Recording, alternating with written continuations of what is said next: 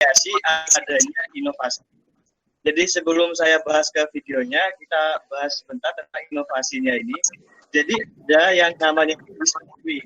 Jadi discovery ini sebenarnya hal yang ada tapi belum ditemukan. Ini contohnya pada saat Columbus menemukan benua Amerika. Dan yang selanjutnya itu ada invention. Jadi invention ini murni dari hasil pembuatan manusia. Jadi tentang metode pembelajaran, media pembelajaran, video pembelajaran, itu merupakan invention atau murni dari pembuatan dari manusia. Nah, sedangkan yang terakhir itu ada inovasi. Nah, inovasi itulah bisa kita lakukan. Jadi bisa juga ada inovasi yang dari dulu, atau mungkin dari video-video pembelajaran yang dulu, atau mungkin video pembelajaran baru yang ingin kita buat. Nah, pada kesempatan kali ini, saya akan fokus sharing terkait dengan bagaimana prosedur video pembelajaran. Bagaimana video pembelajaran baik dan juga apa saja struktur yang ada di video pembelajaran. Nah, ini yang akan saya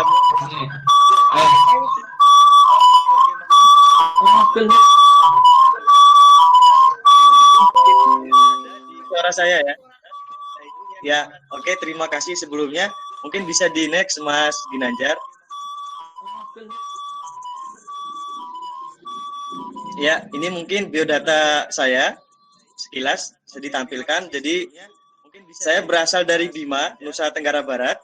Saya menyelesaikan S1 di program studi pendidikan biologi Universitas Ahmad Dahlan tahun 2018. Dan alhamdulillah sekarang sedang melanjutkan dan sedang menempuh pendidikan S2 di Magister Manajemen Pendidikan UAD, dan juga sambil menunggu sesi saya selesai, saya juga merupakan guru di SMK Kesehatan Amanah Husada.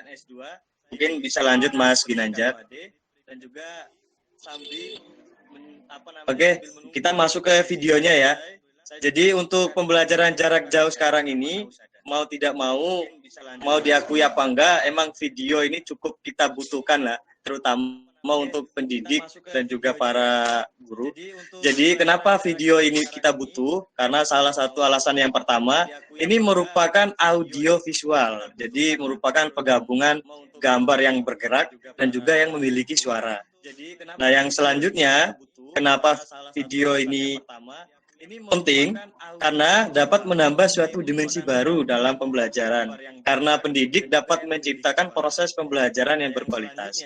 Dan selanjutnya, video memberikan dampak terhadap topik yang dibahas serta dapat diputar ulang. Dan ini kelebihan dari video, ini dapat diputar ulang, ini sungguh luar biasa. Jadi kita bisa mengakses itu di mana saja dan kapan saja. Nah, inilah kelebihan dari video pembelajaran. Mungkin lanjut Mas Ginanjar. Nah, Bapak Ibu peserta webinar, jadi untuk video ini ternyata banyak sekali ternyata. Hanya saja yang membedakan jenis video apa yang mau kita buat, tujuannya apa. Nah, ini yang perlu kita tekankan. Jadi video itu sebenarnya banyak. Ada video cerita, ada video tentang dokumenter, ada video berita, ada video pembelajaran, dan juga ada video presentasi. Dan hari ini kita akan sedikit membahas prosedur pembuatan video pembelajaran. Ada video berita, ada video pembelajaran, dan juga lanjut Mas Ginanjar. Baik, apa saja yang perlu dipersiapkan pendidik untuk membuat video pembelajaran? Nah, ini bisa dikatakan sebagai prosedur pembuatan atau yang harus kita siapkan. Tentu banyak sekali yang harus dipersiapkan oleh guru. Ini terkait dengan teknis maupun non-teknisnya. Nah, untuk non-teknisnya sendiri perlu kita siapkan ya kamera, terus alat perekam suara, dan juga bahan-bahan yang lainnya. Dan untuk aplikasi yang digunakan untuk video pembelajaran sekarang banyak sekali, baik melalui laptop ataupun bisa melalui HP, insya Allah sekarang bisa. Tetapi yang harus kita pahami bersama, langkah-langkahnya ini. Mungkin dari Bapak Ibu sudah ada yang mengetahui sebelumnya, kalaupun ada nanti saya akan menjelaskannya kembali. Jadi untuk langkah pertama, menganalisis KD sesuai dengan kurikulum yang berlaku. Tentu setiap mata pelajaran yang kita ampuh berbeda. Jadi saya di biologi tentu memiliki KD dan juga permasalahan yang berbeda dengan KD Bapak Ibu semua. Jadi yang selanjutnya menentukan materi-materi yang memerlukan bahan ajar. Jadi kalau untuk biologi sendiri itu bahan ajar yang kita adakan atau yang bisa kita buat itu banyak sekali. Alat peraga, modul, SKS, dan lain-lain. Ini merupakan media-media untuk biologi. Dan untuk saya sendiri, saya senangnya untuk video pembelajaran. Nah, kenapa? Misalnya ada contoh KD saya yaitu materi tentang virus. Sebelum saya membuat video pembelajaran, yang harus saya tentukan materi-materi apa yang harus saya dapatkan. Tentunya analisis dari mata pelajaran tiap-tiap bidang atau tiap-tiap mata pelajaran itu berbeda. Antara fisik dan biologi berbeda. Antara biologi dan matematika juga berbeda. Jadi nanti disesuaikan dan ditentukan materi-materi apa saja yang kira-kira memerlukan bahan ajar, terutama untuk pembuatan video. Nah, setelah kita nanti mengumpulkan semua materi, yang selanjutnya itu kita menentukan judul video pembelajaran yang akan dibuat. Di biologi misalnya tentang virus, ada keanekaragaman hayati, ada sistem reproduksi, dan itu bisa dijadikan judul untuk video pembelajaran yang akan dibuat. Nanti disesuaikan saja oleh mata pelajaran yang lain, monggo yang fisika, terus yang bahasa Indonesia ataupun PKN, yang sekiranya materinya itu membutuhkan video, itu bisa kita siapkan materi-materi apa saja yang harus kita perlukan. Yang selanjutnya ini membuat storyboard. Jadi storyboard ini mungkin agak asing ya di telinga kita ya. Jadi sebenarnya konsep dari storyboard ini merupakan konsep dari video yang akan kita bahas nanti.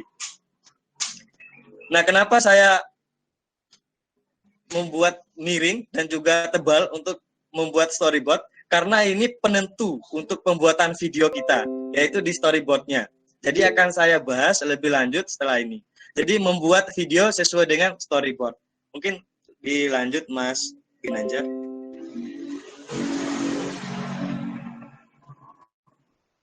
Nah, apa itu storyboard? Jadi storyboard merupakan konsep komunikasi dan ungkapan kreatif, teknik, dan media untuk menyampaikan pesan dan gagasan secara visual, termasuk audio dengan mengolah elemen desain grafis berupa bentuk dan gambar, huruf dan warna, serta tata letaknya, sehingga pesan dan yang diterima oleh sasaran itu tepat. Mungkin kalau saya jelaskan secara teorinya seperti ini, mungkin masih agak kurang paham. Mungkin selanjutnya Mas Ginanjar, kita langsung ke apa sih itu storyboardnya. Nah, kalau untuk bahasa sederhana saya, storyboard itu langkah dalam pembuatan alur yang untuk tidak terlalu panjang dan juga tidak terlalu pendek, atau mungkin sedang-sedang saja, itu ditentukan oleh guru atau pendidik atau yang ingin membuat video ini. Jadi untuk membuat storyboardnya ini, jadi kita harus paham apa yang ingin kita lakukan atau apa yang ingin kita sampaikan di video pembelajarannya. Misalnya kita punya atau pengen membuat video pembelajaran sekitar 6-7 menit dengan materi virus misalnya. Jadi dari detik awal sampai nanti menit kelima, itulah konsep yang harus kita siapkan. Jadi misalnya untuk detik pertama sampai detik ke-15 misalnya, itu nanti musik dulu atau musik pembuka. Terus nanti dari 15 detik sampai ke 30 detik selanjutnya, nanti tentang adanya judul misalnya seperti itu. Jadi semuanya terekam dari storyboard ini.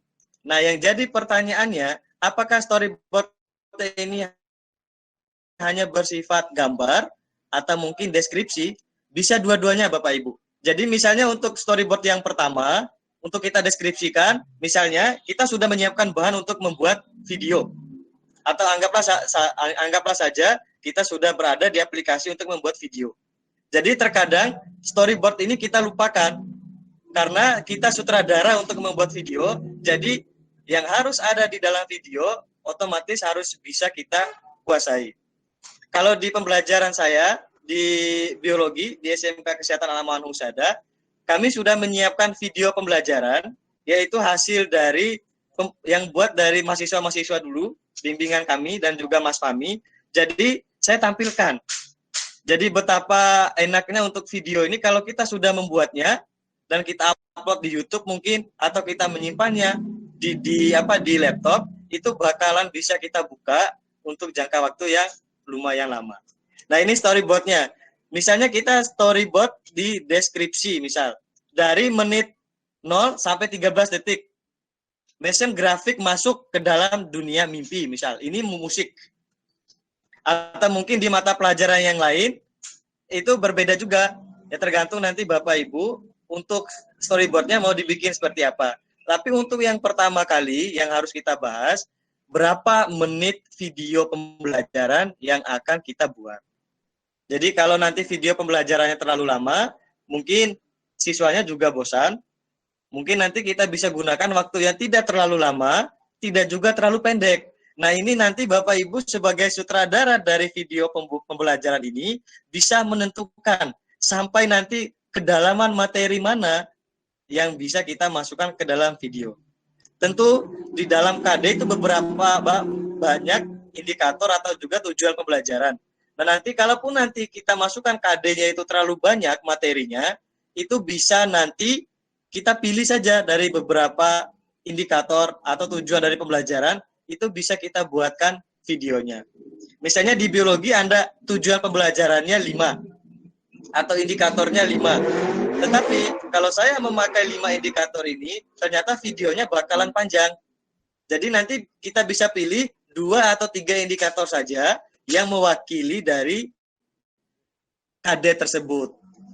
Nah, ini yang paling penting. Jadi storyboardnya ini kita sebagai sutradara atau pendidik sebagai sutradara, dari detik pertama sampai 5 menit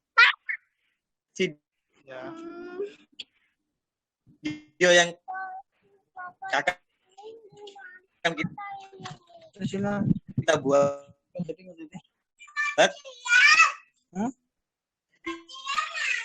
itu kita harus tahu apa kapan nanti KIKD-nya mungkin bisa kita tampilkan, kapan nanti materi yang akan kita sampaikan itu masuk. Ini tergantung dari cara kita. Mas Ginanjar, saya masih tersambung ya Mas ya?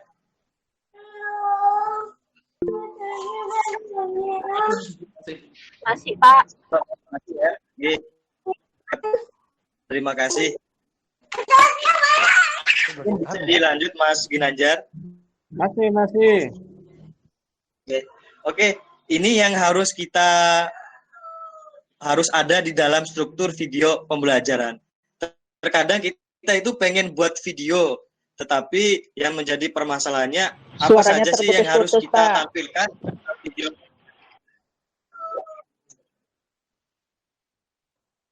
Halo, masih? Suara saya masih terputus-putus nggih? Enggak, sudah, alhamdulillah tidak. Siap, alhamdulillah. Terima kasih. Oke, biasanya kan kalau kita para pendidik nih ya, pengen buat video. Kadang tuh kita, apa sih yang harus ada dalam video pembelajaran ini? Apa aja sih yang perlu kita gunakan? Atau apa saja struktur yang ada di dalam video pembelajaran? Ini mungkin dari beberapa guru mempertanyakan itu. Jadi bagaimana struktur video pembelajaran itu supaya nanti bisa dikatakan video pembelajaran, supaya nanti tidak dikatakan dari video cerita. Nah, untuk yang pertama itu emang harus ada judulnya Bapak Ibu. Jadi video yang mau kita buat, tentukan dulu judulnya. Bisa kita tentukan dari KD, dari Bapak Ibu, mata pelajaran yang Bapak Ibu mampu. Nah, selanjutnya ada petunjuk belajar. Jadi petunjuk belajar nanti kita bisa deskripsikan, ini videonya sebenarnya tujuannya untuk apa. Jadi bisa kita narasikan. Jadi bisa kita buat pakai perekam suara, nanti kita masukkan ke dalam videonya itu. Nah, selanjutnya tidak, tentu mata pelajaran kita itu memiliki kompetensi dasarnya masing-masing. Biologi, fisika, terus nanti matematika, PKN, bahasa Indonesia, dan lainnya, itu ada kompetensi dasarnya masing-masing. Dan diusahakan untuk Bapak Ibu harus masuk kompetensi dasarnya ini. Karena supaya apa? Supaya nanti para siswa bisa melihat apa saja kompetensi yang mereka dapat di mata pelajaran ini. Yang selanjutnya ini yang inti, yaitu materi pokok dan informasi pendukung. Jadi materi-materi yang ada di dalam mata pelajaran kita, ini bisa kita masukkan ke dalam struktur videonya. Yang selanjutnya itu latihan, dan yang terakhirnya itu penilaian.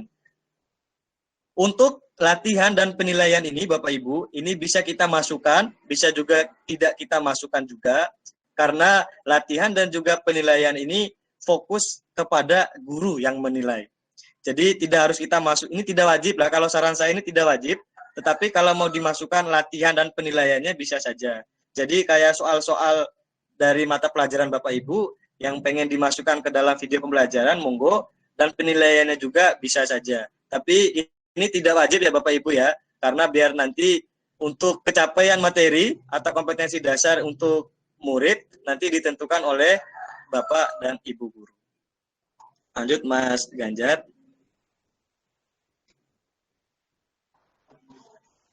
Nah, ini mungkin saya kutip di Maria Robertson, yaitu tidak ada seorang pun yang bisa kembali ke masa lalu dan memulai awal yang baru lagi. Tapi semua orang bisa mulai hari ini dengan membuat akhir yang baru. Semoga di materi saya yang pertama tentang prosedur pembuatan video pembelajaran bisa memantik Bapak Ibu semua supaya nanti lebih kreatif dan juga inovatif, dan juga bisa kita belajar bersama bagaimana cara pembuatan video pembelajaran yang baik. Mungkin dari saya cukupkan sekian, lebih dan kurangnya saya mohon maaf, saya kembalikan ke moderator.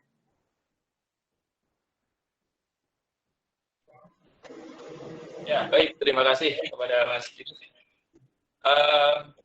Demikian materi yang disampaikan oleh Mas Didit, sangat luar biasa ya, Bapak Ibu sekalian. Nanti untuk pertanyaan bisa disampaikan melalui kolom chat di Google Meet ya, Bapak Ibu semua. Nanti akan kami bacakan pertanyaannya di sesi pertanyaan. Kemudian nanti untuk link absensinya akan kami kirimkan juga di akhir sesi setelah sesi pertanyaan. Begitu, terima kasih.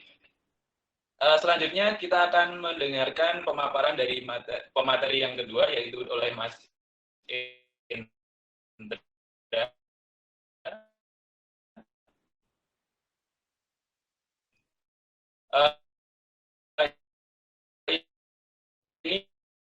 Ini mohon maaf kepada Bapak semua, Mas Indra saat ini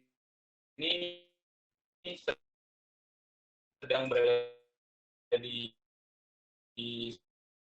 Sorong, Papua, dan Ibu semua. Mohon ditunggu sebentar.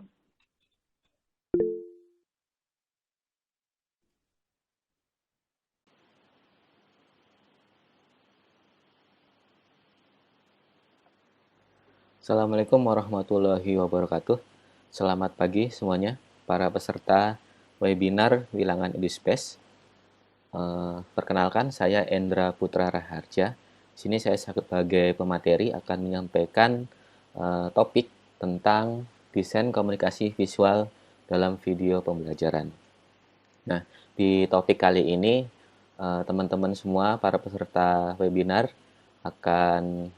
kita akan belajar bersama ya, kita akan berbagi ilmu tentang bagaimana sih komunikasi visual, kemudian merancang sebuah video pembelajaran yang baik kayak gitu ya. Jadi di topik kali ini kita akan fokus untuk bagaimana mendesain komunikasi visual dalam video pembelajaran. Nah, ini sedikit perkenalan dulu. Nama saya tadi ya sudah, panggilan saya itu Endra. Saya saat ini bekerja sebagai dosen di Universitas Pendidikan Muhammadiyah Sorong. Uh, Biasa disingkat dengan Uni Muda Sorong.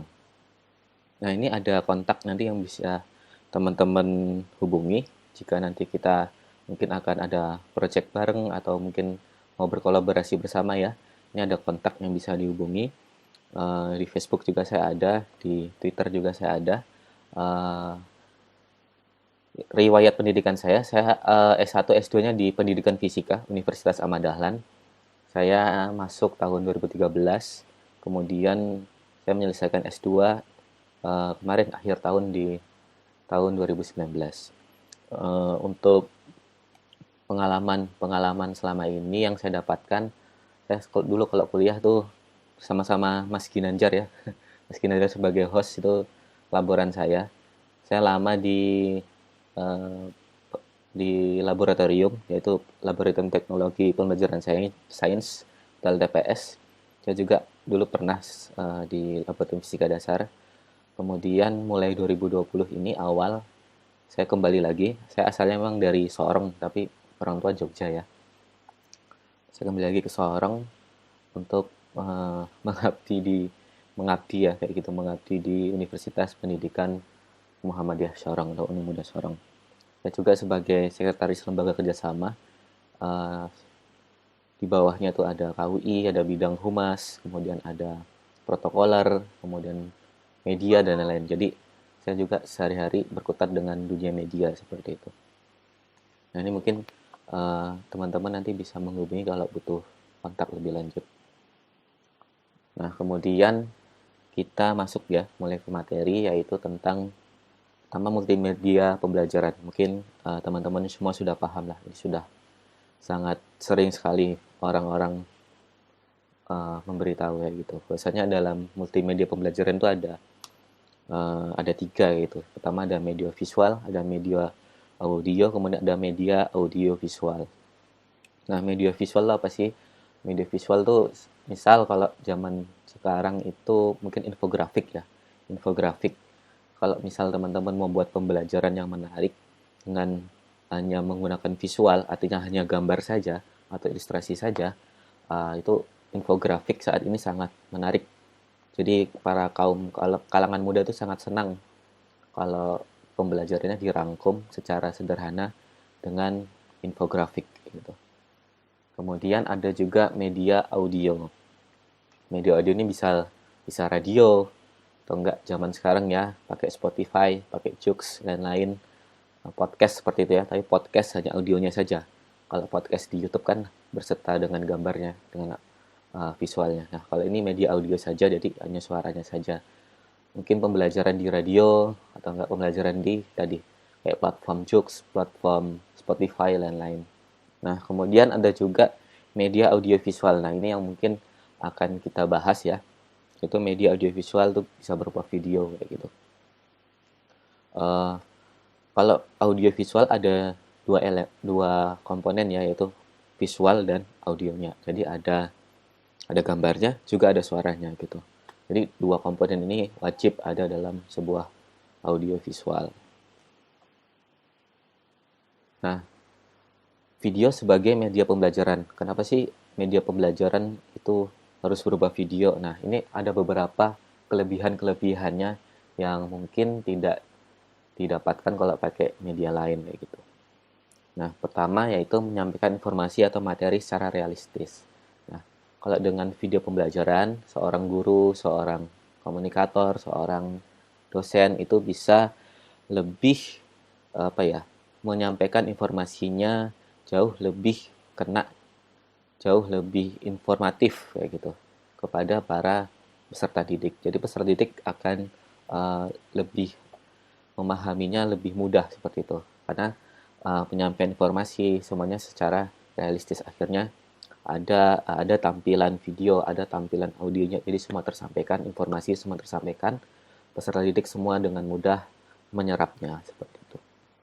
Nah, kemudian yang kedua, waktu pembelajaran lebih fleksibel. Kalau ini tergantung nanti protokol atau aturan dari sekolah masing-masing ya, atau perguruan tinggi masing-masing. Nah, kalau kita membuat video itu peserta didik bisa nonton kapan saja kayak gitu. Misal kita buat video kemudian upload di YouTube. Nah, peserta didik pengen belajarnya tuh malam. Kadang kan kalau siswa tuh apalagi mahasiswa itu ya, malam-malam tuh malah lebih efektif gitu. Jadi mereka pengen belajarnya malam, ya udah kita buat video, kita upload di YouTube.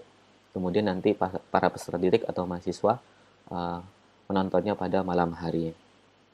Dan fleksibel juga dimanapun, dia bisa sambil di rumah atau enggak bisa sambil rebahan seperti ya di kamar tidur, ya semua di tempat di kamar tamu semua bisa dilakukan di mana saja untuk uh, menonton video pembelajaran.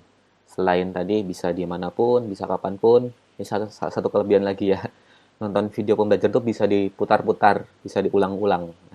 Kadang kita kalau pembelajaran langsung gitu ya, langsung udah ketinggalan sama gurunya gitu, aduh tadi apa ya, lupa ya. Nah, kalau di video pembelajaran kita bisa uh, mengulang lagi gitu, jadi nanti playnya diputar lagi kayak gitu dari awal, jadi siswa bisa mengulangi materinya mungkin sekali, 2 kali, 3 kali, jadi materi itu akan jauh lebih uh, tersampaikan kepada para peserta didik. Kemudian kelebihan lainnya, ini kalau misal ada sebuah objek ya yang gerakannya cepat gitu kan ya. Nah, ini bisa kita slow motion gitu. Misal kita ingin menjelaskan, kalau saya di bidang fisika gitu ya, gerak basket gitu kan. Kalau bola basket dilempar itu kan ada gerak parabolanya gitu. Nah, kalau dengan video kita bisa memperlambat gerak bolanya ketika mulai masuk ke ring basket. Nah, itu gerakannya kita bisa lambat, kita bisa memperlambat sehingga kita bisa tahu oh gerakannya titik maksimum nih di mana kayak gitu. Kemudian titik jatuhnya nanti di mana kayak gitu. Jadi kalau dengan video kita bisa edit sedikit gitu ya, kita slow motion sedikit gerakannya sehingga kita bisa memahami bagaimana sih gerak objek itu bergerak seperti itu. Nah, kemudian yang keempat, kita bisa mengamati objek yang berbahaya gitu. Nah, ini misalnya kalau di biologi gitu kan. Kita pengen belajar tentang perilaku hewan gitu kan. Perilaku macan gitu kan. Kan nggak mungkin macannya dibawa ke kelas gitu kan. Habis nanti satu kelas gitu ya. Jadi kita bisa dengan video macan kayak gitu. Video mungkin macan lagi menerkam mangsanya atau seperti apa kayak gitu. Atau misal pembelajaran tentang bom atom gitu. Kalau bom atom dibawa ke kelas kan nanti bisa berapa gitu ya. Jadi cukup dengan penjelasan secara visual dengan menggunakan video kayak gitu. Nah, kemudian yang terakhir adalah memperjelas hal yang abstrak kayak gitu. Misal kalau saya kebetulan dari fisika, jadi saya jelasinnya yang fisika dulu gitu. Misal menjelaskan tentang seberapa luas sih alam semesta itu. Kita kan kalau dibayangin, abstrak sekali ya.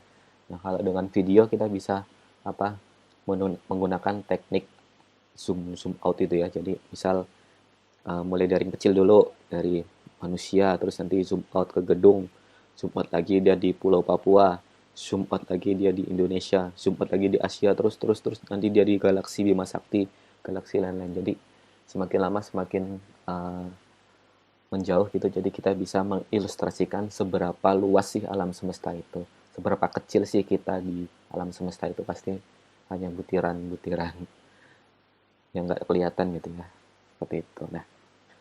Nah tadi kalau yang dapat mengamati objek yang berbahaya ini sering digunakan oleh teman-teman di National Geographic. Mungkin teman-teman sering nonton ya TV di National Geographic itu sering merekam bagaimana buasnya hewan liar seperti itu kan ya. Itu mereka menggunakan teknik video, kemudian menggunakan lensa tele tentunya ya. Jadi jarak jauh, long shoot, kemudian mereka merekam prosesi mungkin macan menerkam mangsanya dan lain-lain. Nah, kemudian next, bagaimana sih komunikasi visual dalam video pembelajaran? Nah, ini komunikasi yang baik gitu ya, kalau kita membuat video pembelajaran. Yang pertama tentu kita mulai dari seorang komunikator dan informasi yang disampaikan gitu.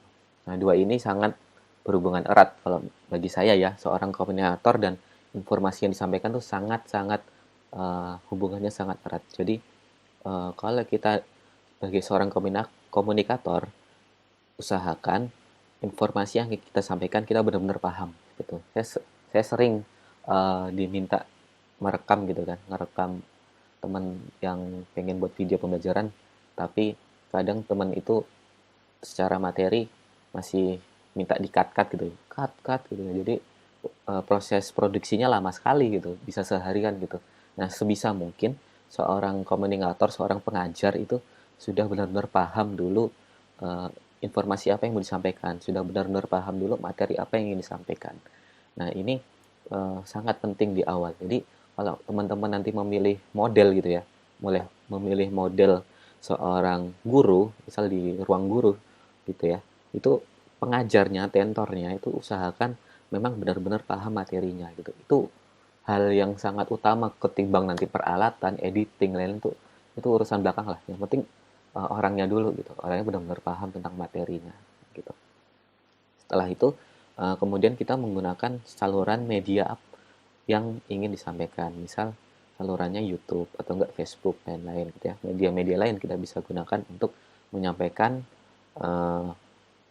video pembelajaran, atau kalau kita punya e-learning sendiri mungkin pakai Moodle gitu ya, kita bisa masukkan ke dalam Moodle.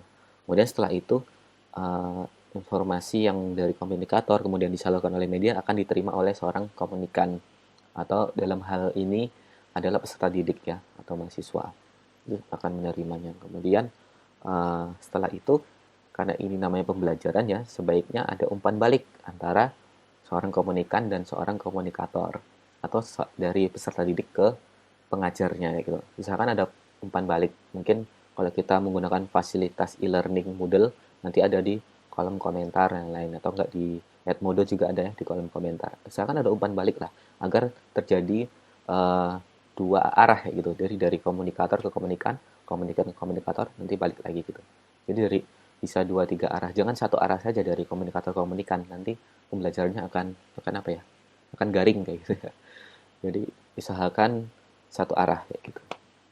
Kemudian semuanya ini akan terangkum atau apa ya, akan dinaungi oleh sebuah aturan atau protokol. Misal pembelajaran ini hanya bisa dilakukan di YouTube kayak gitu. Jadi seorang guru, seorang pengajar, silakan siswa belajar materi ini di YouTube. Nah, itu adalah sebuah aturan atau protokol. Atau misal video pembelajaran ini tidak dipublish di YouTube, tapi hanya dipublish di internal saja atau di e-learning milik sendiri, itu boleh, itu aturannya kayak gitu. Atau misal aturannya lagi mungkin setelah menonton membuat review atau apa, nah, itu terserah dari pengajar nanti membuat aturan dalam pembelajaran berbasis video ini kayak gimana. Nah, kemudian elemen-elemen apa saja sih yang ada dalam video pembelajaran? Nah, yang pertama yang perlu saya tekankan itu suara. Kenapa suara? Karena banyak orang yang membuat video pembelajaran tapi tidak mengindahkan suara akhir, atau gimana ya? Mereka tuh ngerekam hanya menggunakan kamera tapi nggak gunakan mikrofon gitu. Minimal handset seperti saya inilah.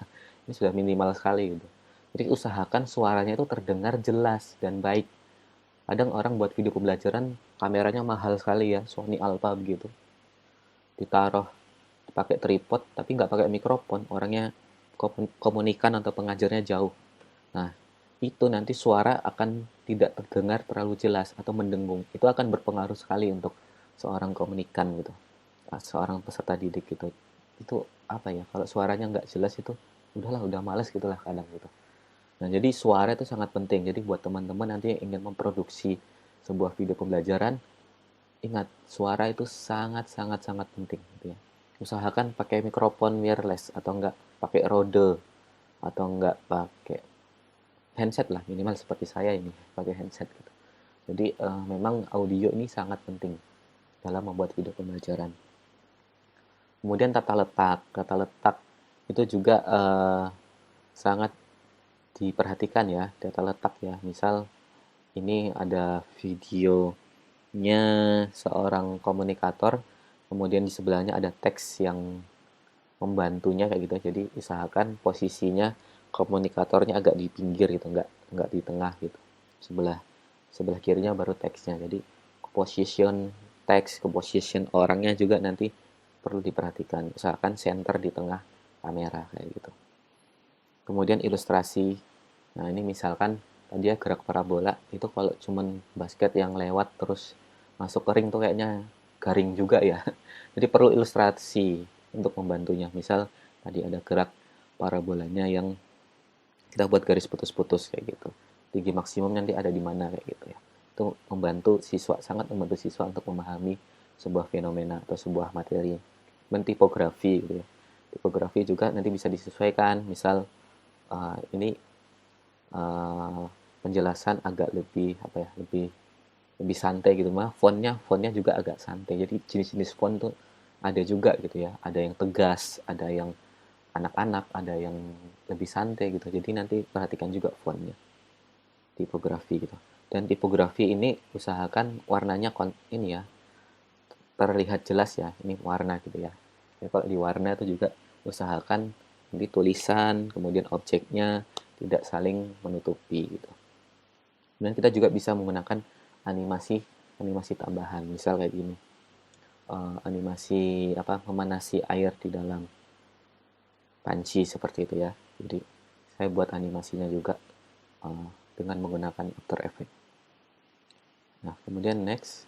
Kemudian ini adalah proses untuk membuat video pembelajaran. Saya namakan proses kreatif.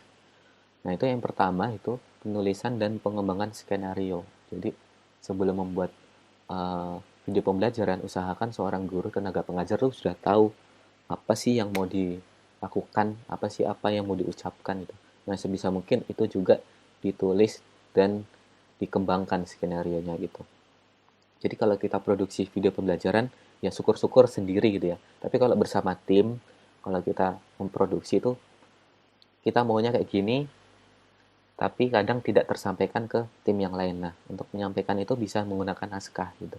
Jadi kita nulis naskah, kita maunya seperti ini, nanti tim lain-lainnya bisa mengikuti apa yang kita mau kayak gitu. Kemudian yang tahap kedua, praproduksi. Jadi setelah naskah itu ditulis ya. Nah, kadang juga gini, ada beberapa temen tuh minta ke saya, tolong dong minta buatin video pembelajaran. Nah, saya langsung aja kayak gitu, tolong dibuatin naskahnya dulu gitu. Jadi memang naskah itu sangat penting. Nah, beberapa orang ya membuat naskah dulu. Tadi kalau naskahnya nggak dibuat ya nanti saya nggak bantu gitu. Jadi memang naskah itu penting. Kita nggak tahu apa yang dia mau gitu. Nah, kita tahu apa yang dia mau itu bisa dengan menggunakan naskah. Kemudian tahap praproduksi, setelah naskah itu dibuat, dikembangkan, kita bisa mulai merange tanggal produksinya itu kapan syuting, kapan editing, kapan produksi, kapan rilisnya, kapan distribusinya, lainnya itu bisa dilakukan di praproduksi. Praproduksi juga bisa kita menyiapkan alat-alat yang digunakan. Misal, untuk merekam ini saya butuh satu kamera, satu tripod, satu mikrofon. Nah, itu bisa di list di tahap praproduksi. Kemudian tahap ketiga itu tahap produksinya, yaitu merekam ya. Kalau video pembelajaran, merekam video pembelajarannya. Mungkin apa-apa saja, mungkin merekam talentnya, merekam komunikatornya, kemudian merekam objeknya, itu semua dilakukan di tahap produksi.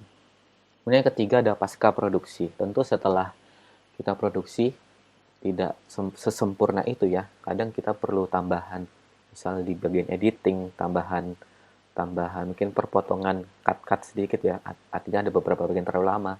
Itu bisa kita lakukan di pasca produksi. Kemudian setelah itu kita mulai melakukan distribusi, yaitu video ini mau disebarin kemana sih? Misal video pembelajaran ini, hanya untuk internal siswa saya saja gitu. Ya udah kita sebarkan mungkin melalui e-learning milik sekolah, e-learning milik kampus atau gimana. Atau saya ingin video ini diupload di YouTube. Nah, itu distribusi nanti lewat YouTube. Kita juga bisa promosi institusi ya, kalau kita upload di channel milik institusi. Itu bisa meningkatkan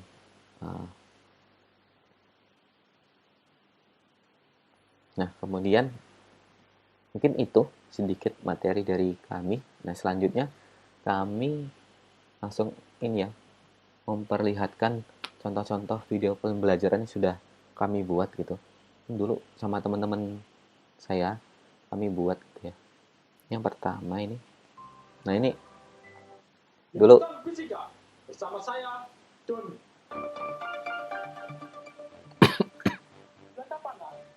Nah,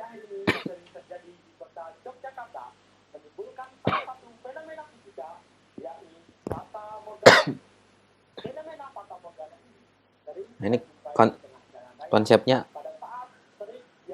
news gitu ya. Jadi video pembelajaran tapi konsepnya news. Ini dulu kami ikutkan lomba video pembelajaran dan alhamdulillah juara 1 nasional seperti itu ya. Nah, ini menjelaskan tentang fenomena Fata Morgana. Kami merekam fenomenanya di jalan kayak gitu ya. Nah, ini kita bumbui dengan sedikit komedi-komedi gitu ya. Semua pemerannya satu gitu. Kayak Mak Betty ya kalau di YouTube. Nah, gitu.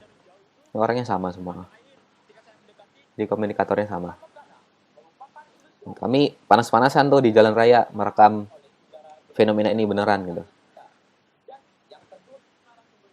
Nah, setelah itu kita konsep, setelah kita memberitakan fenomena itu, kita menghubungi ahlinya gitu. Nah, ini ada seorang profesor ceritanya gitu. Dia menjelaskan. Nah, ini kami bumbui dengan animasi 2 dimensi untuk menjelaskan fenomena tersebut. Nah, ini kurang lebih video pembelajaran yang kami buat. Nah, kemudian yang lain, kalau ini sama.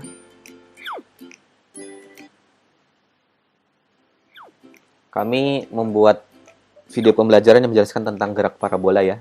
Ini kami menggunakan talent mahasiswa S2 UAD.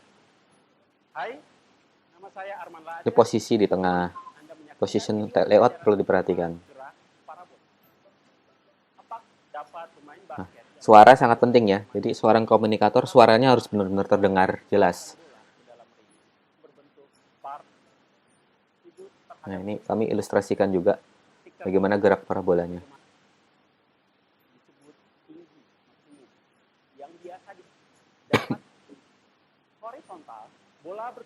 Nah, ini kalau di fisika penulisan rumus kan harus benar, jadi benar-benar kami perhatikan juga penulisan rumus, penulisan besaran semua ya. Nah, ini ada umpan balik, ada feedback.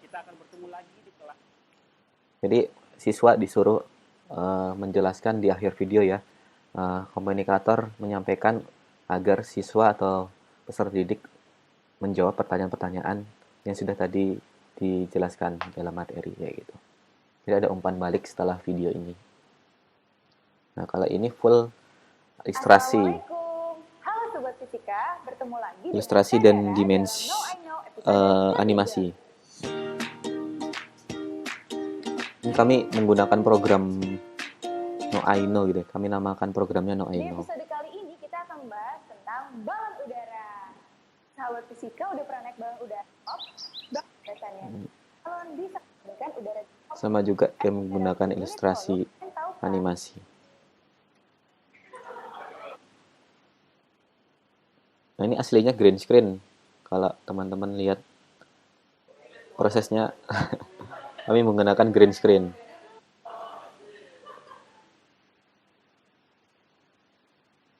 Kemudian beberapa contoh lain. Gunakan benda yang namanya uwer. Namun karena sulit ditemui, sekarang digantikan. Ini simple aja ya. Jadi seorang komunikator menjelaskan permainan untuk anak usia dini. Yang akan terjadi dapat apabila semua ronde permainan.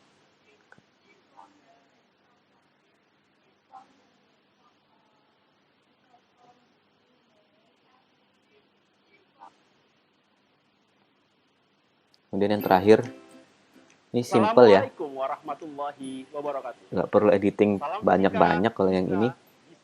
Bisa. Hai, kembali lagi di Kami menggunakan teknik lightboard. Jadi untuk menjelaskan materi-materi yang menggunakan rumus yang banyak gitu ya. Jadi seorang komunikator, seorang guru perlu menuliskan rumusnya di papan tulis. Kalau kita gunakan papan tulis kan agak gimana gitu, kita membelakangi audiens gitu ya. Jadi kita coba membuat papan kaca di depan gitu. Nah, seperti itu. Ada contoh soal, nanti gimana ngerjainnya. Nah, ini panjang sekali videonya, hampir 50 menit. Jadi bisa cukup untuk satu pembelajaran. Nah, cukup mungkin itu saja yang bisa kami sampaikan. Kurang lebihnya kami mohon maaf. Jika ada pertanyaan nanti bisa ditanyakan. Terima kasih teman-teman sudah menikmati sajian dari kami. Kurang lebihnya tadi kami mohon maaf dan wassalamualaikum warahmatullahi wabarakatuh.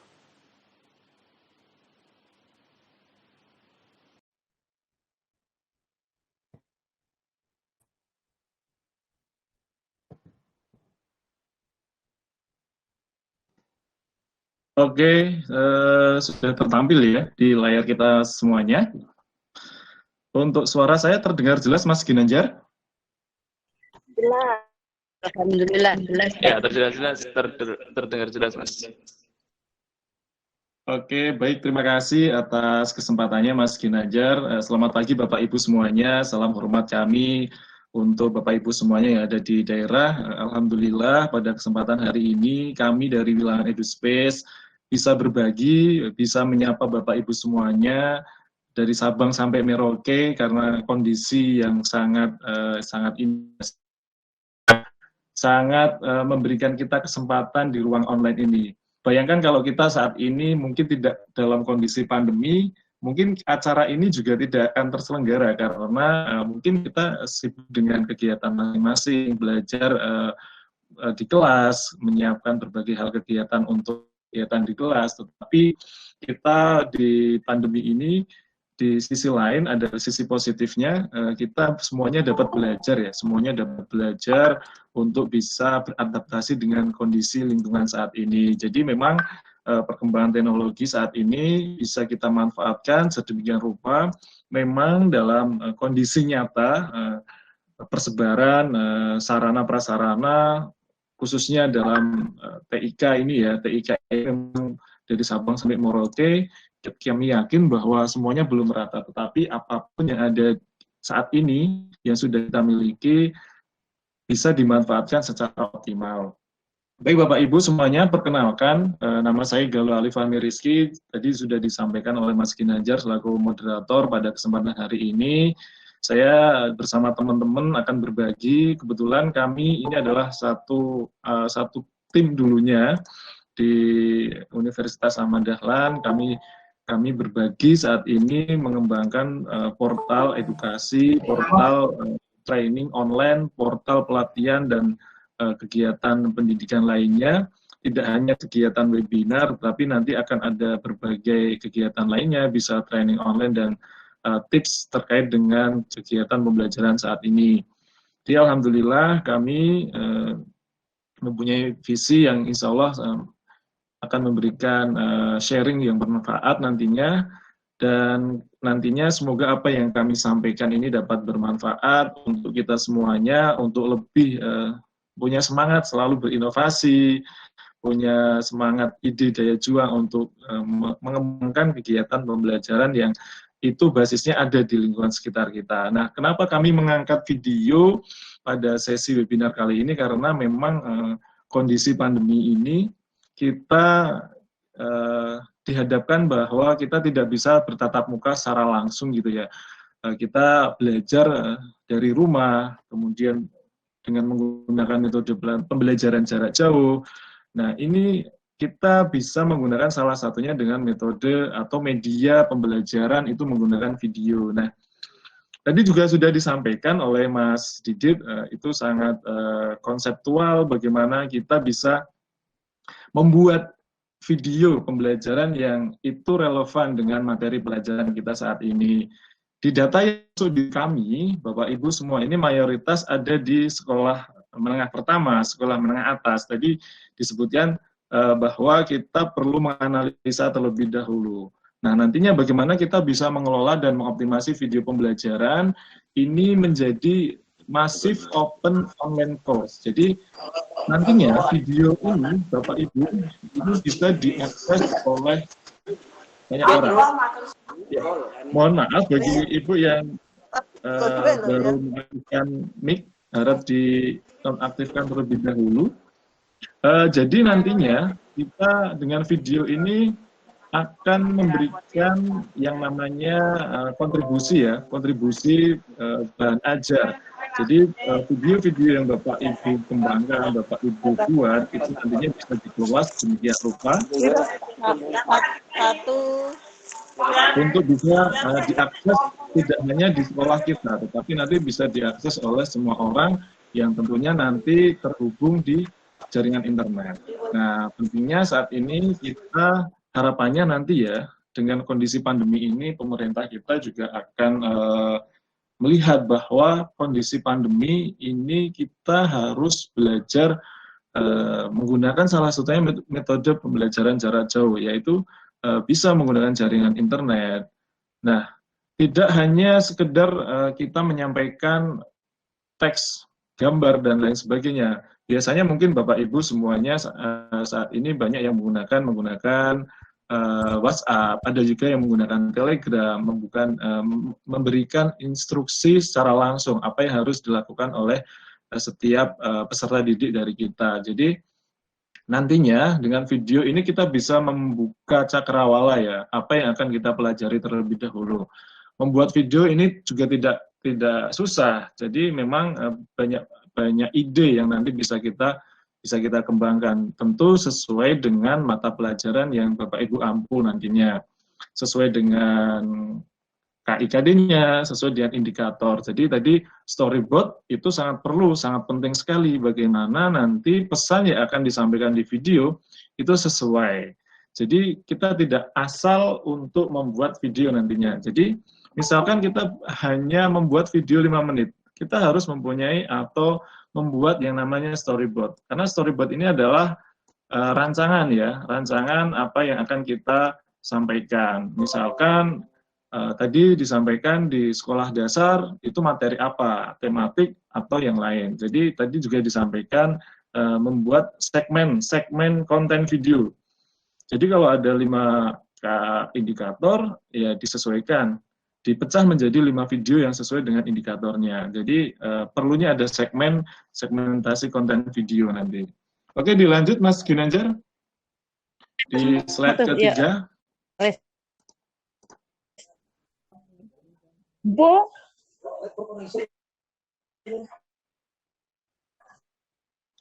Nah, Bapak Ibu, bahwa nantinya video pembelajaran ini bisa berupa video langsung ya, bisa berupa video langsung beserta suara atau juga langsung merekam video. Jadi gambar-gambar yang Bapak Ibu punya, misalkan terkait dengan pembelajaran, itu bisa dibuat suatu kesatuan yang nanti disajikan secara serentak. Nah, itu bisa menyampaikan pesan idenya apa. Jadi nanti Bapak Ibu silahkan bisa untuk membuat ide-ide tersebut berdasarkan storyboardnya, berdasarkan indikatornya apa. Jadi kita sangat penting sekali, ketika saya membuat video 3 menit, saya bisa merancang storyboard 2-4 lembar. Jadi memang penting sekali pesan-pesan itu disusun sedemikian rupa, jadi konten video itu juga akan mengena lebih jelas, lebih padat, sehingga dengan video yang kita sampaikan, peserta didik itu akan lebih mudah, apalagi nanti banyak sekali materi yang bersifat fakta, proses, kemudian prosedur, ini bisa disampaikan menggunakan video. Bayangkan kalau misalkan suatu materi itu yang sifatnya proses, hanya kita sampaikan menggunakan teks, itu akan berbeda ketika penyampaian materi tersebut disajikan menggunakan video. Jadi indera kita akan lebih memahami apa sih yang disampaikan di topik atau konsep tertentu sesuai dengan mata pelajarannya. Jadi penting sekali nanti kita bisa mengoptimalkan konten video pembelajaran ini sesuai dengan konten ide pesan indikator yang Bapak Ibu ampu di setiap mata pelajaran. Oke, dilanjut Mas Ginanjar. Oke, ini penting Bapak Ibu. Bahwa video ini bisa merekam segala hal yang ada di sekitar kita. Jadi nantinya hasil rekaman ini bisa kita gunakan untuk waktu yang mendatang, unlimited gitu kan, unlimited. Jadi misalkan Bapak Ibu membuat konten video saat ini ya, itu bisa digunakan 10 bulan kemudian, 2 tahun kemudian, ataupun 10 tahun kemudian. Saya membuat konten video 6 tahun lalu, itu masih ditonton sampai saat ini. Begitu luar biasanya, video ini bisa menjangkau orang jika kita optimasi dengan optimal. Nah, bagaimana nanti kita bisa mengoptimalkan video untuk pembelajaran di waktu yang akan mendatang, nanti bisa kita sharingkan di kesempatan yang lain. Oke, di slide selanjutnya. Nah, ini Bapak Ibu, penting sekali. Mungkin kita sudah sangat familiar ya dengan konsep ini ya, dengan konsep Pobatel ya, ada pesan, ada orang, ada bahan, alat, kemudian ada teknik, ada lingkungan. Nah, ini menjadi salah satu rujukan kita untuk bisa kita mengembangkan konten-konten video. Jadi ada ide, fakta, data, informasi yang lain, ini bisa kita optimalkan sesuai dengan mata pelajaran yang kita ambil. Nah, kemudian kita bisa memanfaatkan sumber daya yang lain, orang di sekitar kita, masyarakat, guru, atau dosen. Itu sesuai dengan tingkat pendidikan masing-masing ya. Itu kita bisa optimalkan untuk membuat kita, istilahnya kita bisa merancang konten yang ingin kita sampaikan. Jadi betapa luar biasanya ya. Ide itu sangat luar biasa sekali. Apalagi lingkungan.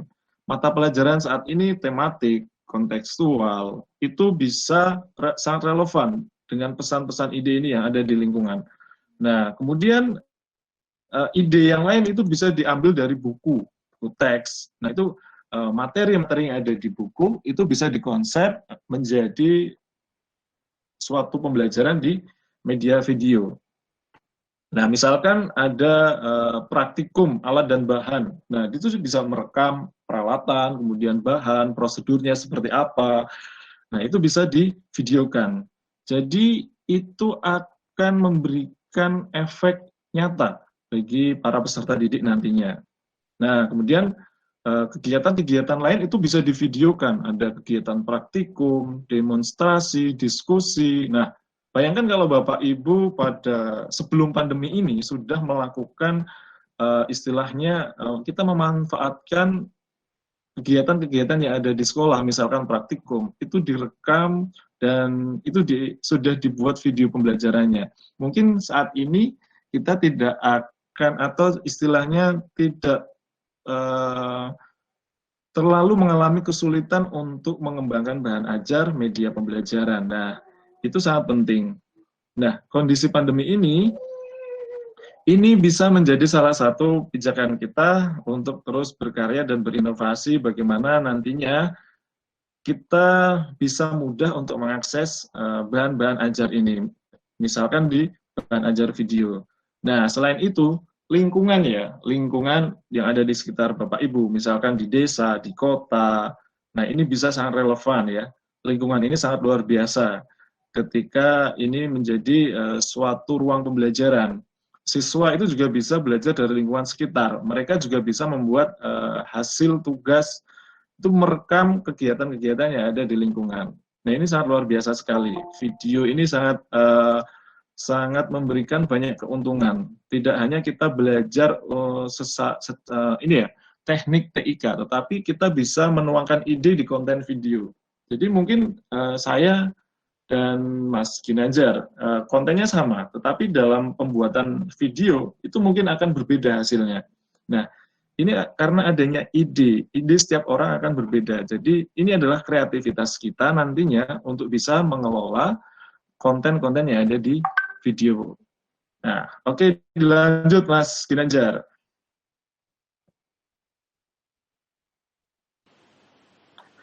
Oke, di slide selanjutnya, ini sangat prinsip sekali ya Bapak Assalamualaikum Ibu ya, warahmatullahi bahwa wabarakatuh. Di video, ini ada yang namanya prinsip personalisasi. Ya, personalisasi itu ya, kita sebagai person itu enaknya menyampaikan bahasa itu seperti apa, apakah conversation atau secara formal. Nah, dalam penelitian, dalam multimedia for learning, ini bahwa dalam prinsip pengembangan video ini menggunakan bahasa-bahasa yang bahasa-bahasa sehari-hari. Jadi nantinya Bapak Ibu sesuai dengan daerah masing-masing ya, ini bisa menggunakan konten video pembelajaran. Selain juga ini sebagai ini ya, apa namanya, prinsip konservasi. Prinsip konservasi yaitu adalah kita menjaga semua yang ada di lingkungan sekitar kita, baik itu lingkungan secara nyata, budaya, maupun adat istiadat. Jadi, kita mungkin di sini dari beberapa daerah, ada yang dari Aceh, dari Sumatera, dari Kalimantan, dari Jawa, dari Nusa Tenggara, kemudian ada dari Sulawesi, dan dari daerah Papua, itu mempunyai logat, bahasa masing-masing. Nah, ini bisa menjadi salah satu prinsip personalisasi dalam pengembangan dan optimalisasi video nantinya. Jadi siswa juga belajar sesuai dengan mata pelajaran, tetapi mereka secara tidak langsung juga mengenal bahasa-bahasa lokal yang mereka punya. Jadi sangat penting sekali. Itu di sini sebagai agen konservasi nantinya. Nah, ini untuk kita bisa paham di kita menggunakan bahasa-bahasa yang sehari-hari kita gunakan untuk menyampaikan konten-konten yang ada di video. Nah, ini nanti bisa Bapak Ibu terapkan ya, sesuai dengan daerah lokal masing-masing, bisa sebagai prinsip personalisasi dalam pengembangan video ini. Jadi, silakan nanti Bapak Ibu ketika membuat video, menyampaikan konten materi pelajaran, itu bisa menggunakan bahasa daerah. Dan itu sangat luar biasa pokoknya. Kita bisa menjaga bahasa daerah kita melalui pengembangan video pembelajaran ini. Jadi nantinya ini sebagai video yang istilahnya tematik, bisa digunakan untuk berbagai hal. Begitu. Ini terkait dengan prinsip personalisasi dalam pengembangan video. Nah, oke, Bapak Ibu semuanya. Di slide selanjutnya, Mas Ginanjar. Di slide selanjutnya, ini saya akan menyampaikan beberapa hal ya, terkait dengan, misalkan kita membuat video itu kan ukurannya sangat besar. Biasanya kita mengirim di WhatsApp, di Telegram. Nah, video yang kita buat, kita susun, ini biasanya berukuran besar karena memang itu file asli dengan kualitas yang tinggi. Nah, selama ini saya ketika mendistribusikan yang namanya video untuk dikirim ke WhatsApp, ke Telegram, dan media-media lain, misalkan email, ini saya perkecil terlebih dahulu Bapak Ibu. Nah, saya menggunakan yang namanya aplikasi Handbrake di sini. Ini aplikasi sangat powerful, memperkecil ukuran video, tetapi kualitas videonya masih bagus, masih optimal gitu kan. Jadi misalkan saya mengedit konten video 3 menit, 5 menit biasanya di size seratusan mega. Tetapi ketika saya sudah memperkecil ukuran tersebut, ini bisa di angka 10 sampai 15 mega, tetapi dengan konten yang masih optimal, gambarnya masih jelas. Jadi ini bisa digunakan untuk kita bisa mengoptimasi video pembelajaran biar mudah diakses, ringan dikirim, ringan di-download gitu. Nah, apalagi kita terkendala yang namanya jaringan ya. Biasanya ketika kita mengirim video dengan ukuran besar, mengupload dengan video ukuran besar, itu kan lama. Jadi dengan memperkecil ukuran video, size video, ini akan lebih mempercepat kita mendistribusikan pesan melalui konten video ini. Jadi nanti bisa di-download ini di sini ya, ada alatnya, ada handbrake.fr, nanti bisa Bapak Ibu download. Ini aplikasinya sangat ringan sekali. Nah, selanjutnya Mas Ginanjar. Oke, di slide selanjutnya, ini Bapak Ibu bisa mengelola yang namanya video pembelajaran. Nah, Bapak Ibu bisa mengoptimalkan Google Drive di sini. Saya biasanya mengelola video ini di Google Drive. Jadi video yang sudah saya resize, saya kurangi ukurannya tadi, ini saya upload di Google Drive. Ini kapasitas untuk yang free, gratis, ini adalah 15 giga. Ini sudah sangat luar biasa. Kita bisa menyimpan ratusan bahkan ribuan video pembelajaran. Bayangkan kalau Bapak Ibu sudah bisa mengelola video-video pembelajaran secara lengkap, betapa luar biasanya. Nanti Bapak Ibu tinggal memberikan konten video itu. Nah, di beberapa kesempatan ini, kita ada yang namanya blended learning, ada flipped learning. Nah, ini ke depannya, nanti Bapak Ibu bisa optimalkan model pembelajaran ini.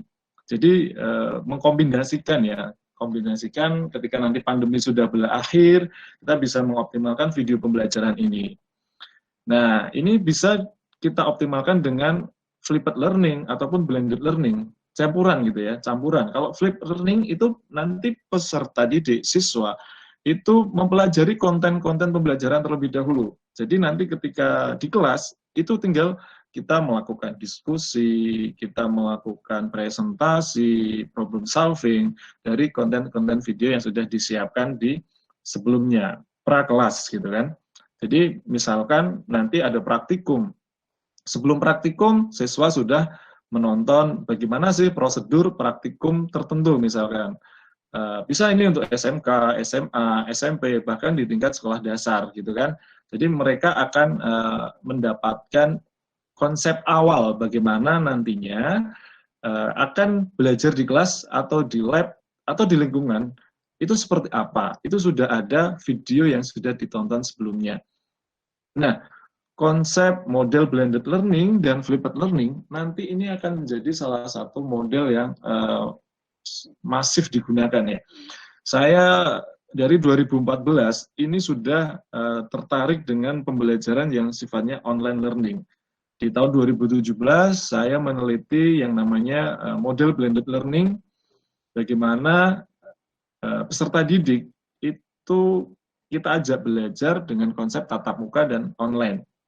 Jadi video ini sangat powerful, sangat luar biasa untuk menyampaikan pesan-pesan pembelajaran. Nah, ini penting nanti Bapak Ibu bisa kelola di sini. Misalkan Bapak Ibu mengampu di sekolah dasar, satu kelas misalkan.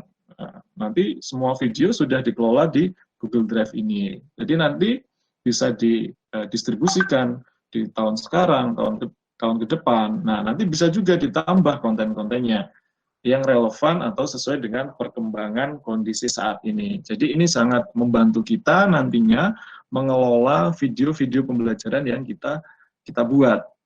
Ini sangat luar biasa nantinya. Bisa kita distribusikan secara mudah. Bisa ditonton secara langsung, ataupun nanti siswa bisa download di situ. Nah, ini salah satu bagaimana nantinya kita bisa mengelola video pembelajaran yang kita buat secara bertahap ya. Saya yakin nantinya Bapak Ibu ketika sudah mempunyai bahan ajar video yang lengkap, ini mudah sekali nanti. Tinggal kita mengoptimalkan model pembelajaran blended learning, flipped learning di kelas. Nah, di kelas nanti disesuaikan tentunya dengan tingkat perkembangan peserta didik masing-masing. Kalau di SD seperti apa, di SMP seperti apa, di SMA seperti apa, di perguruan tinggi seperti apa. Jadi nanti itu akan menyesuaikan. Intinya adalah sesuai dengan KIKD maupun indikator yang akan kita capai. Itu akan menentukan sekali. Nah, di slide selanjutnya, Mas Ginanjar. Nah, selain di Google Drive, Bapak Ibu semua, Bapak Ibu bisa memanfaatkan portal ya, YouTube. Nah, ini beberapa video ya. Contoh saja, saya membuat misalkan video pembuatan nata. Ini sudah 7 tahun yang lalu Bapak Ibu saya buat. Ini sekitar 4 menitan gitu kan. Nah, ketika nanti peserta didik itu akan praktek tentang misalkan video pembuatan nata gitu kan, sudah melihat prosesnya terlebih dahulu. Jadi nanti ketika praktek di lab itu akan lebih mudah mendapatkan gambarannya daripada kita hanya membaca teks gitu saja kan. Nah, jadi nanti dari proses awal apa yang harus disiapkan, kemudian bagaimana alat dan bahannya juga seperti apa, kemudian proses atau prosedur cara pembuatannya, ini disampaikan step demi step, langkah demi langkah di video pembelajaran. Jadi ini akan memberikan motivasi, semangat, kemudian antusias siswa peserta didik untuk nanti semangat belajar di kelas gitu kan.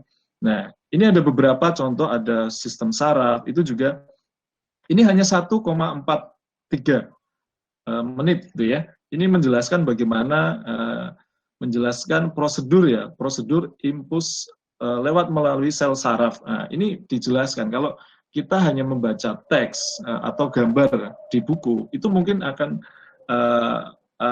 berbeda hasilnya dengan dengan ketika kita melihat video itu. Nah, ini sangat luar biasa sekali. Saya sudah bikin ini beberapa tahun lalu. Ini sampai saat ini masih dilihat banyak orang melalui portal YouTube ini. Sampai saat ini ada yang sampai 47.000 kali. Nah, ini betapa luar biasanya. Kita juga bisa memberikan manfaat tidak hanya untuk peserta didik kita, tetapi kita bisa menjangkau jangkauan yang sangat luas. Saya di Jogja, mungkin yang nonton bisa dari Aceh, bisa dari Papua. Nah, ini betapa luar biasanya video yang kita optimalkan, dikelola di konten YouTube ini. Nah, itu nanti Bapak Ibu ke depan, jika YouTube ini dimaksimalkan, nanti juga akan mendapatkan feedback dari si YouTube ini. Jadi, bagaimana tantangannya nanti Bapak Ibu bisa mengoptimalkan video-video pembelajaran ini dikelola di YouTube. Selain bisa diakses dengan mudah, kemudian didistribusikan dengan mudah. Nah, di konten YouTube itu juga ada kolom komentar misalkan. Nah, nanti bisa dikembangkan atau dikelola video ini mau di publik atau tidak publik gitu kan. Nah, kalau tidak publik nanti bisa dibuat semacam ruang diskusi. Nah, nanti di situ ada link khusus yang bisa Bapak Ibu distribusikan. Ada siswa-siswa peserta didik di situ. Jadi nanti dari video peserta didik akan memberikan respon, feedback dari apa yang disampaikan video. Nah, nanti tinggal bagaimana Bapak Ibu menyampaikan pesan bagaimana biar peserta didik itu bisa optimal menyampaikan feedback dan responnya melalui konten video ini. Ini sangat luar biasa. Betapa beruntungnya kita saat ini dengan kondisi pandemi, ini kita bisa belajar banyak hal. Nanti kami yakin video-video yang dikelola dengan optimal ini akan memberikan kemudahan Bapak Ibu semuanya untuk melakukan kegiatan pembelajaran. Bisa melakukan update konten, distribusi konten dengan mudah. Nah, itu untuk kelola video pembelajaran. Nah, di sesi selanjutnya, Mas Ginanjar, saya ada tips ya, ada tips di sini untuk optimasi video pembelajaran di YouTube. Itu kita harus memperhatikan prosedur standar dari YouTube ya. Ukuran video dengan rasio 16:9. Kemudian ada cover yang menarik gitu kan. Cover yang menarik. Kemudian judul ya. Nah, di sini ada judul online learning misalkan. Pembelajaran pengantaran impuls lewat sinapsis. Nah, itu salah satu contoh video yang pernah saya kembangkan. Kemudian ada deskripsi. Nah, di deskripsi ini menyampaikan apa? Nanti diberikan deskripsi di situ. Kemudian hashtag. Hashtag ini akan memberikan kemudian untuk kategorisasi. Jadi nanti misalkan mempunyai banyak video dengan kategori saraf. Nah, kan banyak itu videonya. Jadi nanti dengan hashtag ini kita bisa kelompokkan. Ketika kita klik di salah satu hashtag, kita bisa melihat banyak video yang relevan, yang sesuai. Nah, kemudian tag ini juga untuk mengoptimalkan biar nanti kita mudah diindeks oleh YouTube. Jadi tag ini sangat relevan bagaimana kita bisa mengoptimalkan nantinya. Nah, ini Bapak Ibu bisa nanti kembangkan video-video yang mungkin sudah disampaikan selama pandemi ini bisa dikelola, dioptimasi di YouTube. Nah, seperti itu. Ini menjadi semangat kita bersama ya, Bapak Ibu, bagaimana nanti kita bisa mengelola. Ya, oke, Mas Ginanjar di slide selanjutnya.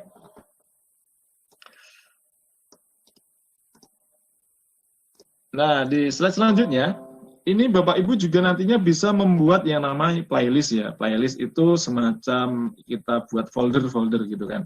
Nah, misalkan Bapak Ibu mengajar di semester 1, nah, misalkan atau mata pelajaran tertentu nanti bisa dibuat folder atau playlist tertentu. Jadi nanti videonya akan terkelompokkan. Misalkan videonya tentang materi biologi semester 1. Nah, playlistnya nanti dibuat materi biologi semester 1 ataupun materi tematik gitu kan, atau materi-materi yang lain sesuai dengan Bapak Ibu ampu apa di situ. Nah, ini memudahkan nanti ketika siswa itu melihat channel kita, itu akan lebih mudah mencarinya. Selain itu juga akan tersusun rapi di situ. Jadi sudah terkelompokkan nanti. Ini nanti bisa menjadi salah satu upaya kita untuk bisa mengoptimasi dan mengelola konten-konten video yang ada di situ. Jadi Bapak Ibu nanti bisa lebih optimal lagi. Oke. Nah, selanjutnya Bapak Ibu. Nah, ini ada short link, Bapak Ibu. Jadi kalau di link biasa ya, link aslinya, itu Bapak Ibu mungkin akan menjumpai link yang berupa angka-angka kayak gitu. Nah, nanti Bapak Ibu bisa membuat link yang menarik menggunakan Bitly ini. Nanti dibuat menjadi judul video, judul materi. Jadi misalkan video yang sudah kita susun, kita upload di Google Drive ataupun di YouTube, itu bisa dibuat link menarik. Jadi orang akan tertarik dengan link tersebut. Oke, selanjutnya Mas Ginanjar. Nah, Bapak Ibu, penting sekali ya. Ini contoh, misalkan di sini, misalkan ini link aslinya ya, link asli gitu kan. Kemudian kita optimasi dengan short link tadi,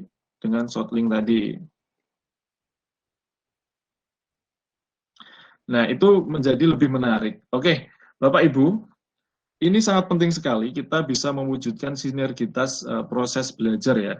Kita sebisa mungkin dalam pandemi ini dari semua aspek, keluarga, masyarakat, sekolah ini bisa saling mendukung. Bagaimana nanti Bapak Ibu itu bisa menjalin komunikasi dengan keluarga atau orang tua dari siswa, kemudian nanti bisa bekerjasama dengan masyarakat, misalkan pemerintah desa, kemudian tokoh-tokoh masyarakat, misalkan jaringan internet ini sangat luar biasa. Hampir di setiap desa ada program namanya internet gratis untuk masyarakat. Ini bisa dimaksimalkan pada Bapak Ibu untuk bisa memanfaatkan jaringan-jaringan desa. Jadi nanti setiap kita yang mau mengelola video secara online, mendistribusikan secara online, ini bisa memanfaatkan jaringan-jaringan. Dan tentunya nanti sekolah ini sangat juga berperan penting bagaimana bisa menyajikan konten-konten video yang bagus, yang berkualitas, sesuai dengan indikator atau capaian-capaian dari mata pelajaran yang Bapak Ibu ampu. Begitu Bapak Ibu terkait dengan apa yang saya sampaikan, semoga diri kita bisa berperan aktif untuk mendukung kegiatan belajar di era normal ini. Apapun yang kita punya, apapun yang kita miliki, sumber apapun yang kita miliki, semoga menjadi pendukung kita melakukan kegiatan pembelajaran di era normal. Oke, demikian dari saya, Bapak Ibu. Semoga bisa di lain kesempatan kita sharing-sharing. Terima kasih Mas Ginanjar atas waktunya.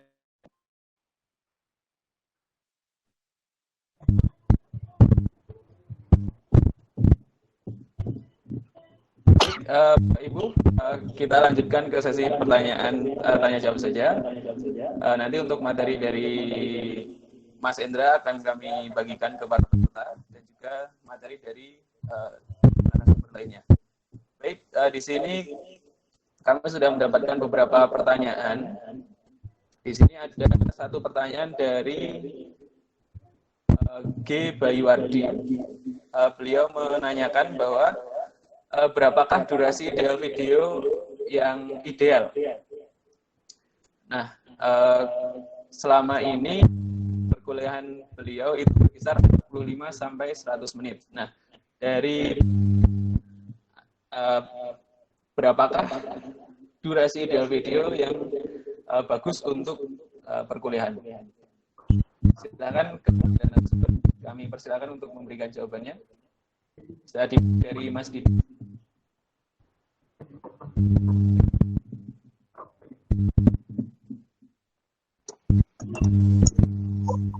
Baik. Oke. Kesempatan yang diberikan. Mas Ginanjar, suara saya kedengaran, Mas? Ya, terdengar, Mas. Siap, alhamdulillah. Baik, pertanyaan dari Pak Bayuardi tentang berapa durasi ideal video untuk perkuliahan. Jadi sebenarnya untuk mahasiswa, ini lebih khususnya mahasiswa yang mungkin tingkat kognitifnya lebih tinggi daripada anak SD, SMP, dan juga anak SMA. Mungkin kalau untuk ideal videonya, mungkin nanti bisa kita sesuaikan dengan materinya, Bapak.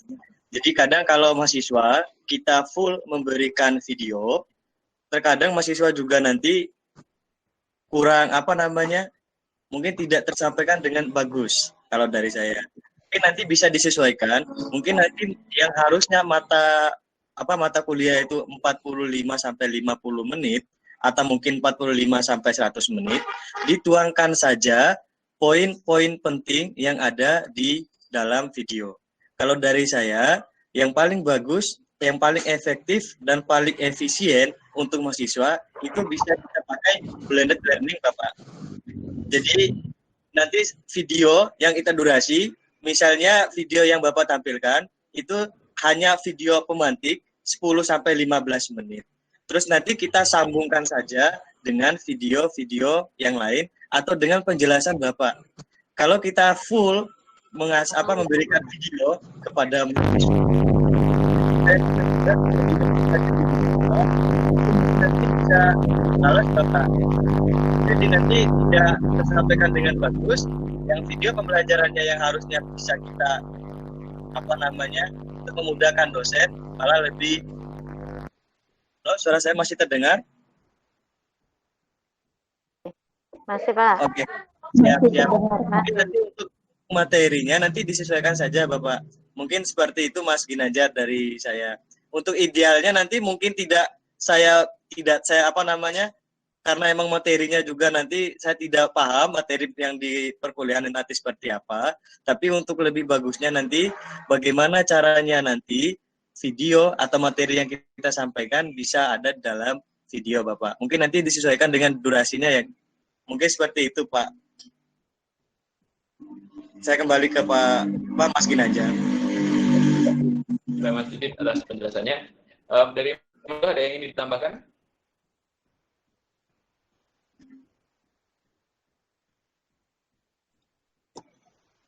Oke, terima kasih Mas Ginanjar, Mas Didit. Memang sesuai ya tadi ya, memang perlu kita cek terlebih dahulu konten apa saja yang bisa kita sampaikan di video. Jadi harapannya di video ini padat dan jelas bagaimana nanti materi itu bisa disampaikan. Ideal di video sesuai dengan rilis yang ada di media itu kalau kita di angka 5 sampai 15 menit. Itu bisa dioptimalkan bagaimana kita bisa menyampaikan konten pesan yang ada di video itu secara jelas, runtut, karena itu video itu kan sifatnya adalah proses menyampaikan pesan, sehingga nanti perlu disusun apa yang akan disampaikan dalam konten-konten video. Kalau di angka penyampaian konsep blended learning, kami biasanya menggunakan di angka 5 sampai 15 menit. Kalau itu lebih, ya itu dibuat video pecahan, video di segmen-segmen ya. Jadi tidak satu video full. Jadi nanti misalkan mata pelajaran A gitu kan, ada beberapa sub. Nah, itu dibuat per subnya. Jadi jangan dibuat full satu video. Jadi biar kita bisa enak video ini membahas konten sub A, sub B, sub C. Jadi orang akan atau peserta didik akan mudah untuk mempelajari isi dari konten itu. Itu Mas Ginanjar. Baik, pertanyaan selanjutnya, ini ada yang bertanya tentang storyboard. Apakah dalam membuat storyboard itu harus buat videonya terlebih dahulu? Nah, ini Mas Didit, ini lumayan seru juga pertanyaannya. Kemudian tadi juga ada yang menanyakan, apakah storyboard itu selalu harus berupa sketch gambar atau bisa dalam bentuk apapun gitu? Karena tadi yang contoh yang ditampilkan oleh Mas Didit adalah berupa sketch gambar. Oke, kepada Mas Didit. Oke, baik. Baik, terima kasih Mas Ginanjar. Ini pertanyaannya menarik menurut saya. Bagaimana terkait dengan storyboardnya? Ini jangan kita balik Bapak Ibu, bahwasanya storyboard itu kita buat sebelum membuat video. Jadi jangan nanti setelah videonya kita buat, baru nanti ada storyboardnya. Untuk kasus ini ada beberapa dulu, saya juga bersama Mas Fahmi, banyak yang menanyakan, ini storyboardnya dulu, apa videonya dulu. Jadi untuk kasus ini, jangan kebalik Bapak Ibu, jadi sebelum kita membuat video, terlebih dahulu kita membuat storyboardnya. Jadi storyboardnya itu kan konsep yang harus ada di dalam video, berapa menit yang harus ada di dalam video, terus apa saja isinya, yaitu nanti kita cantumkan ke dalam storyboardnya. Jangan nanti videonya kita sudah buat, baru nanti kita susul dengan storyboard. Itu nanti kita nggak efisien. Jadi terlebih dahulu kita buat storyboardnya, karena konsep untuk membuat video. Nah, pertanyaan selanjutnya, apakah storyboardnya harus berupa gambar? Tidak Bapak Ibu. Jadi storyboardnya itu emang konsep, kita tidak perlu gambar juga, tidak harus gambar. Jadi bisa kita pakai deskripsi. Jadi kita tulis saja. Misalnya untuk detik 10 sampai detik ke-15, kita mau melakukan apa saja, itu bisa kita deskripsikan kita sendiri. Jadi tidak terlalu formal Bapak Ibu, tetapi asalkan yang mau kita bahas di dalam video itu nanti sesuai dengan materi yang ingin kita sampaikan. Mungkin seperti itu Mas Ginanjar. Ya, baik, terima kasih Mas Didit. Jawabannya sangat jelas sekali ya, bahwa storyboard itu harus kita buat sebelum membuat sebuah video. Oke. Nah, kemudian storyboard tidak harus berupa sketsa. Baik, ke pertanyaan selanjutnya, ini mungkin bisa dijawab oleh Mas Galuh. Bagaimana cara mengutip sedikit video di YouTube agar tidak kena klaim hak cipta? Begitu Mas Galuh, bagaimana? Ada triknya atau tidak Mas Galuh? Monggo. Oke, nah itu dilihat dulu ya, nanti lisensi dari video itu ada hak ciptanya enggak? Kalau itu tidak ada hak ciptanya, itu bisa kita jadikan sebagai salah satu referensi konten campuran di video. Biasanya yang ada hak cipta itu di konten suara. Jadi hati-hati nanti Bapak Ibu ketika menggunakan background musik gitu ya, yang ada hak ciptanya gitu kan. Nanti gunakan aja video atau suara background yang dari YouTube itu disediakan kok di situ yang bisa digunakan untuk secara bebas, secara gratis gitu kan. Itu ada di YouTube sudah menyediakan konten-kontennya juga.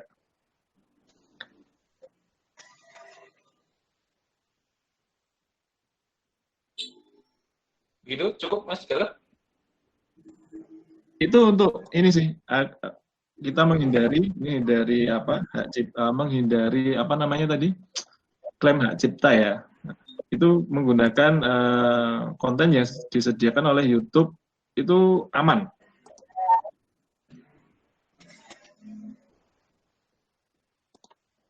Oke.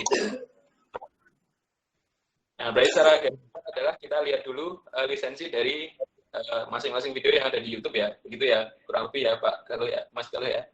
Iya, Mas. Iya, iya, oke. Nah, ini selanjutnya nih Mas, ini ada juga yang menanyakan aplikasi apa sebenarnya Mas yang bisa kita gunakan untuk editing video agar tidak membebani komputer maupun laptop. Nah, ini kalau dari Mas Galuh, Mas Didit, dan mungkin Mas Hendra juga bergabung ini, rekomendasinya apa ini Mas? Monggo. Ini banyak yang menanyakan juga soalnya ini. Oke. Untuk rekomendasi aplikasi, ya, alat kita ya, baik handphone maupun di laptop atau di komputer. Jadi memang disesuaikan. Kalau ada atau mempunyai alat yang speknya tinggi, bisa menyesuaikan dengan aplikasi-aplikasi yang mendukung, misalkan Adobe, Corel, dan lain sebagainya. Tapi kalau memang peralatan kita terbatas, itu juga bisa menggunakan Camtasia, kayak gitu. Itu ringan. Atau bisa menggunakan PowerPoint juga. PowerPoint yang terbaru itu kan bisa untuk merekam layar, bisa untuk membuat konten video, itu bisa dimaksimalkan juga di PowerPoint untuk membuat video. Atau juga kalau di HP, bisa menggunakan aplikasi di HP, misalkan ada Lemora dan lain sebagainya, ada Quick, itu kan bisa. Banyak aplikasi-aplikasi yang bisa digunakan. Kalau di HP tentunya menyesuaikan kapasitas ruangan di HP. Jadi disesuaikan saja, nanti tidak harus pakai aplikasi kok Bapak Ibu semuanya. Misalkan Bapak Ibu juga langsung bisa merekam misalkan untuk menyampaikan konten video pembelajaran. Jadi nanti videonya direkam, itu bisa langsung disampaikan ke siswa-siswa kalau memang terbatas banget peralatan yang kita miliki, tidak cukup untuk kita install aplikasi lain, itu kita bisa gunakan handphone kita. Misalkan kan di situ ada kan. Mungkin dari Mas Didit. Baik, terima kasih Mas Fahmi. Mungkin saya ingin menambahkan sedikit, Bapak Ibu, bahwasanya video pembelajaran ini tidak mutlak harus kita adopsi di YouTube dan lain sebagainya, tapi untuk sekreatifnya guru. Jadi kalaupun nanti kita pakai HP, terus kita ngerekam sendiri video pembelajarannya, terus nanti kita kirim ke siswa, itu bisa juga. Jadi sekreatif guru, sekreatif pendidik, bagaimana nanti inti dari penyampaian dari materi yang ada di dalam mata pelajarannya itu bisa tersampaikan. Itu poin penting dari video pembelajarannya. Terkait aplikasi apapun, itu bisa di laptop dan bisa di HP. Ada aplikasinya di laptop, misalnya ada Corel XDAL yang buat video, ada Camtasia, yang di HP juga ada KineMaster juga. Itu bisa kita manfaatkan untuk pembuatan video pembelajarannya. Jadi tujuan dari webinar ini mudah-mudahan nanti bisa kita bisa membuat video pembelajaran sekreatif kita. Jadi tidak harus mutlak harus seperti ini dan seperti itu. Jadi yang kami sampaikan ini adalah prosedur bagaimana seharusnya video pembelajaran yang baik. Seperti itu Mas Ginanjar. Terima kasih.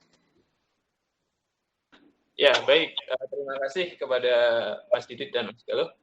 Ini Cek. ada yang ditambahkan.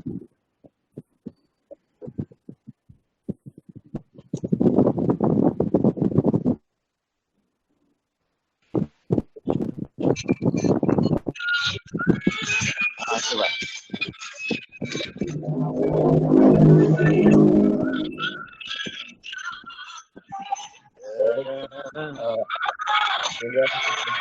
Terhitung. Baik, kepada Bapak Ibu semua, untuk link presentasi sudah kami share di kolom chat, nanti bisa diisi, mohon diisi. Materi nanti akan kami bagikan ke Bapak Ibu semua, melalui grup WhatsApp maupun dari podcast di WhatsApp ya, nanti tergantung, nanti kita lihat dari pilarnya. Baik, Bapak Ibu, demikian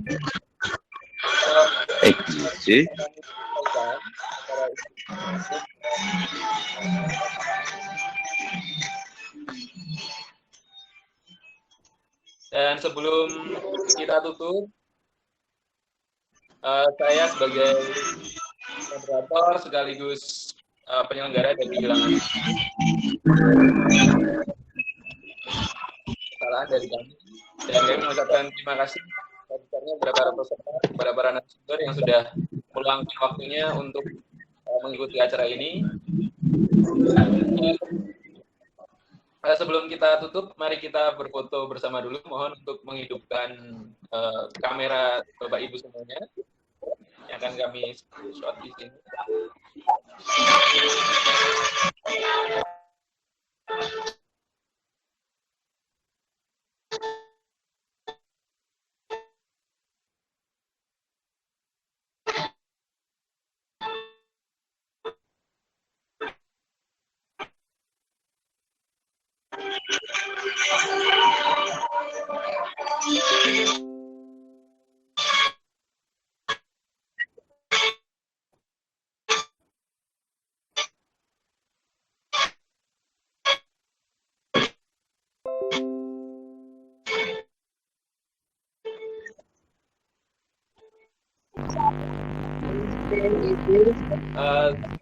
Acara pada pagi hari ini akan resmi kami tutup.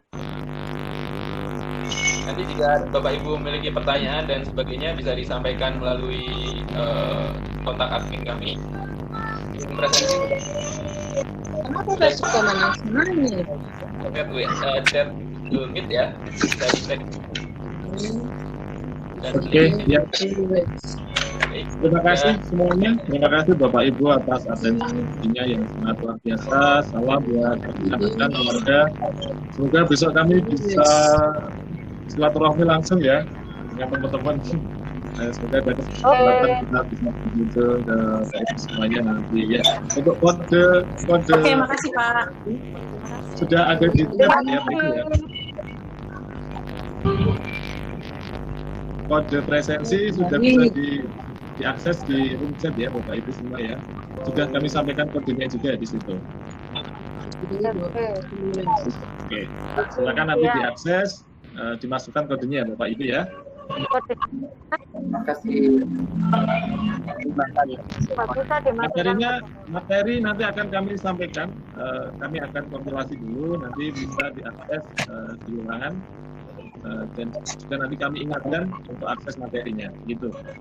Oke, terima kasih, Pak. Oke, terima kasih Pak Lukman, Bu Umi, Pak Sarwono, Pak terima kasih Bu Nur, Bu Endang, Bu Pak. Halo. Terima kasih Pak. Halo Pak. Halo izin tanya.